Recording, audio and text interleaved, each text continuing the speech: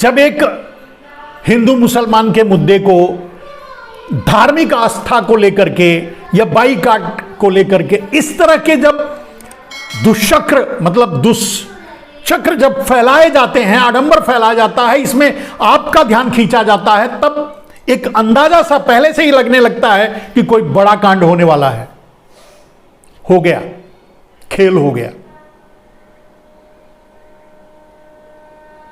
और मेरे दोस्त, एक बात आप नोट कर लो, याद कर लो, लिख करके अपनी जेब में डाल लो।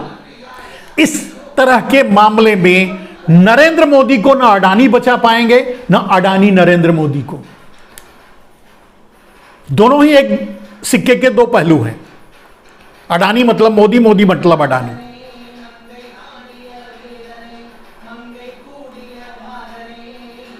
लेकिन दोनों एक दूसरे को नहीं बचा पाएंगे।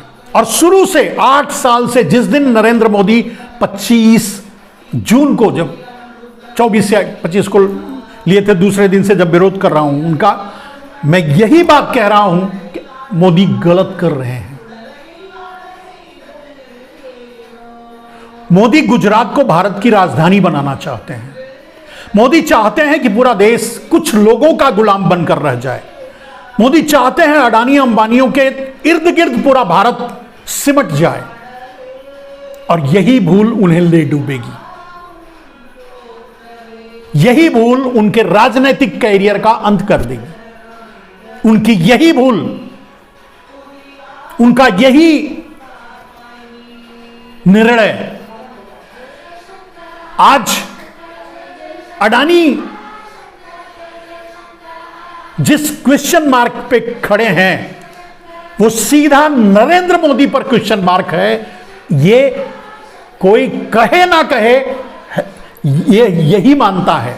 और मैं नहीं, भारतीय जनता पार्टी के हर पार्टी का एक छोटा कार्यकर्ता भी यही मानता है, यही जानता है, यही समझता है। कोई ना समझ नहीं है, बोल नहीं पा रहा है, अलग बात है।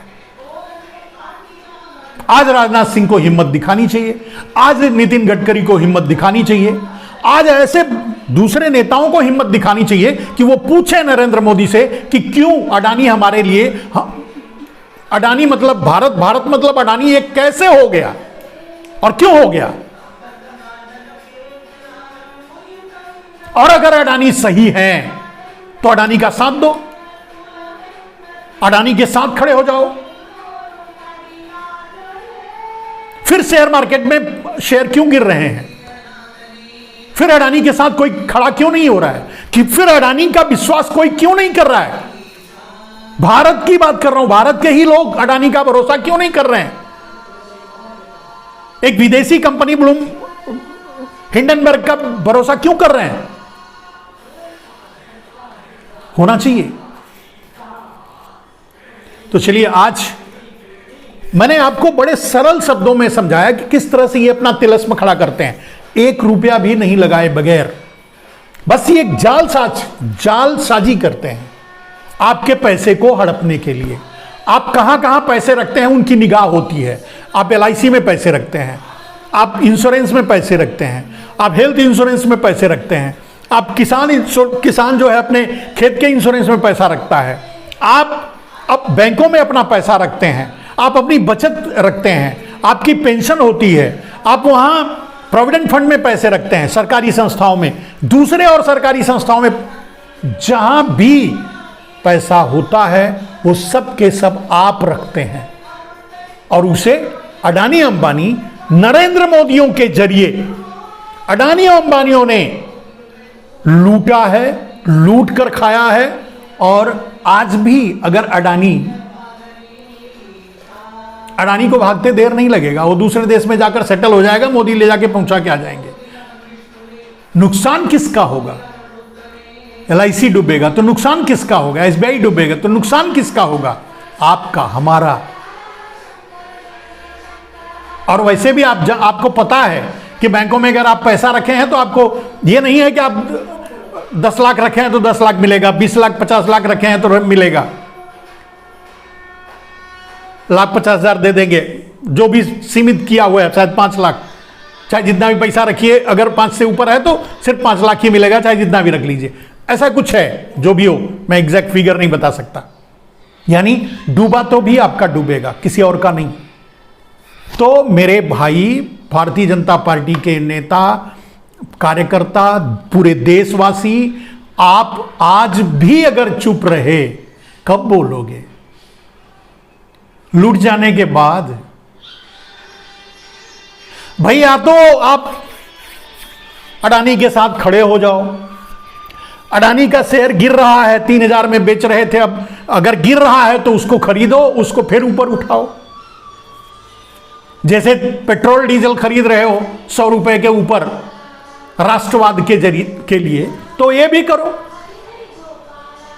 खैर, आज मेरे दोस्त, जो भी समय आपका लिया होगा, मैंने एक सार्थक, मतलब जो बातें मैं सोशल मीडिया से जानता हूं, समझता हूं, वो मैं आपको सरल भाषा में आप तक पहुंचाने की कोशिश करता हूं। सिर्फ यही नहीं, जो बातें कोई करता नहीं, मैंने आज जो बात हो रही है, मेरा 8 साल पहले, मतलब 2025 नरेंद्र मोदी के प्रधानमंत्री बनने के बाद के जो वीडियो अगर कहीं अवेलेबल है तो आप देख लीजिए, ये बातें मिल जाएंगी आपको।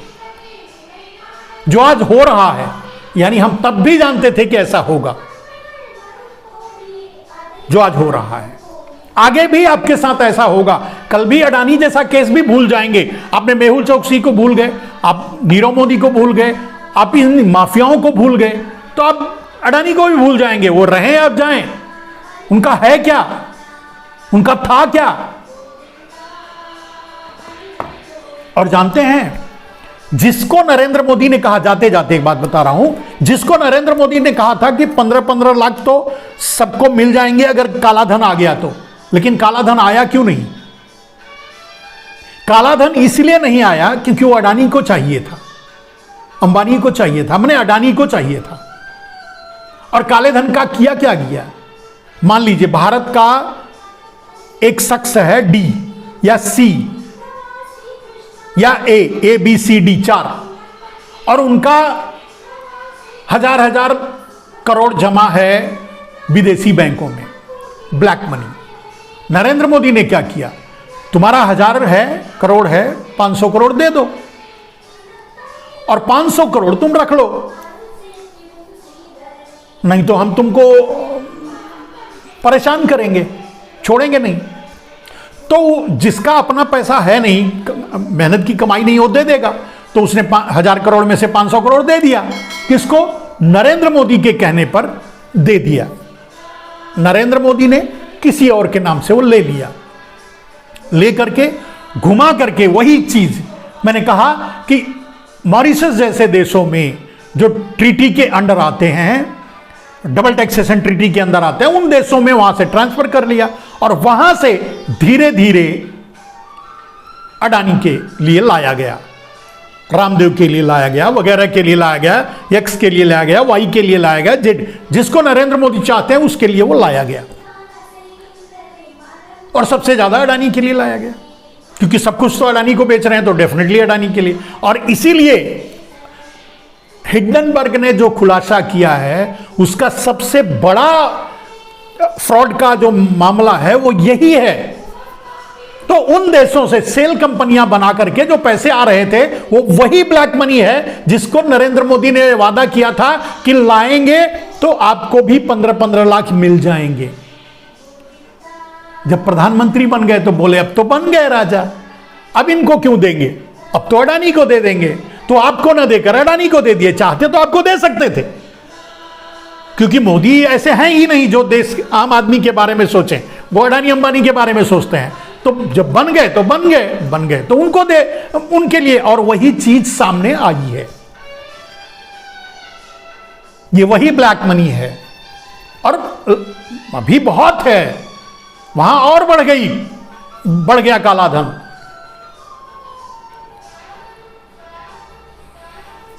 चलिए, यह राजनीतिक साठगांठ के बगैर नहीं हो सकता। अगर राजनाथ सिंह चुप हैं, अगर नितिन गडकरी चुप हैं, अगर दूसरे भारतीय जनता पार्टी के नेता चुप हैं, तो वो भी शेयर होल्डर हैं, वो भी अपने स्वार्थों को लेकर चुप हैं। वो नहीं पूछेंगे तो नहीं पूछें। लेकिन मालिक वो भी नहीं, वो भी आपका पैसा खा रहे हैं। आप पैसा देते हो, उसी टैक्स के पैसे से वो संसद में बैठते हैं, हवाई जहाज में घूमते हैं, आपके क्षेत्र में आते हैं, जो भी करते हैं वो आपके पैसे से।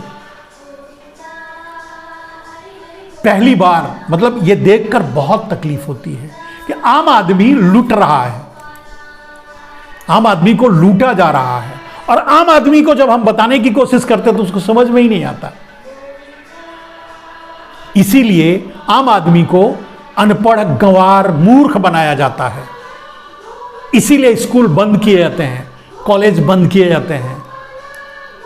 परीक्षा पर चर्चा का इवेंट तो किया जाएगा, लेकिन स्कूल और कॉलेज, इतने दिनों में शिक्षा की किस व्यवस्था को आगे बढ़ाया गया, स्वास्थ्य की किस व्यवस्था को आगे बढ़ाया गया? कुछ नहीं ना। लेकिन जब आप उसी से खुश हैं तो कोई क्या करेगा। चलिए मेरे दोस्त, आज के लिए बस इतना ही। जय हिंद, वंदे मातरम। रहे तो आपसे मिलते रहेंगे, आपके सामने कुछ बातें करते रहेंगे।